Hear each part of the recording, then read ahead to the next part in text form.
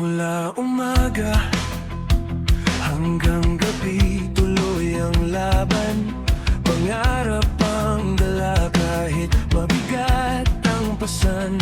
Bawat patak ng pawis may dahilan at saysay. Ngunit minsan ang sarili nakakalimutang ialalay. Hindi kasalanan ng huminto sandali para muling buuin ang lakas na napawi.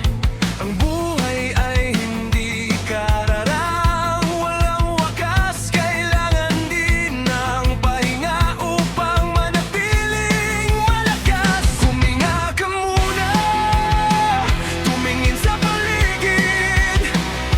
Ang mundo'y may ganda na dapat masilip. Magpahinga ka muna, huwag mong ikahiya, dahil ang katawan at isip ay may hangganan din pala. Huminga ka muna, mamasyal sandali. Ang saya ng buhay ay hindi lang nasa salapi. Pagbalik mo sa laban, mas malakas ka na, dahil ang pahinga rin ay bahagi ng tagumpay na inaasam mo pa.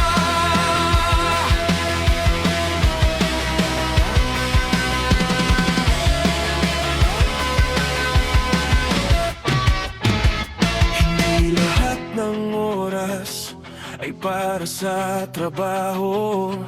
May mga sandaling kailangan mong lumayo. Pakinggan ang hangin, damhin ang kalikasan. Doon mo matatagpuan ang bagong inspirasyon. Kapag ang isip ay puno na ng alalahanin, pahinga ang gamot upang muli kang guminhawa rin.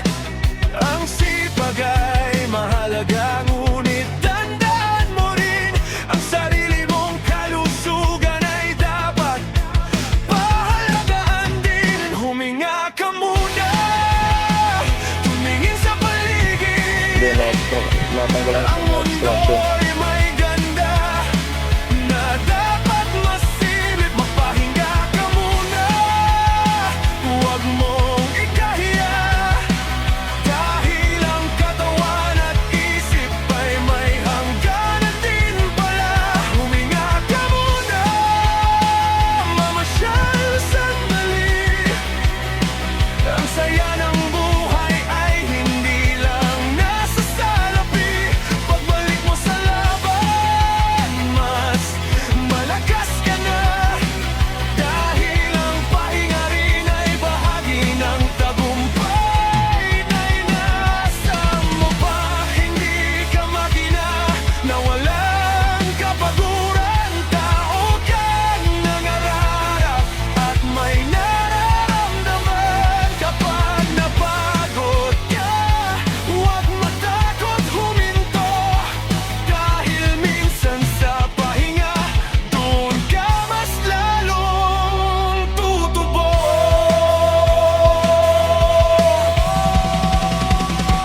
Max dala ang mensahe ng buhay, na ang tagumpay ay hindi lang puro paghihirap. Magtrabaho ng may sipag, magmahal sa sarili, at huwag kalimutang magpahinga paminsan-minsan din.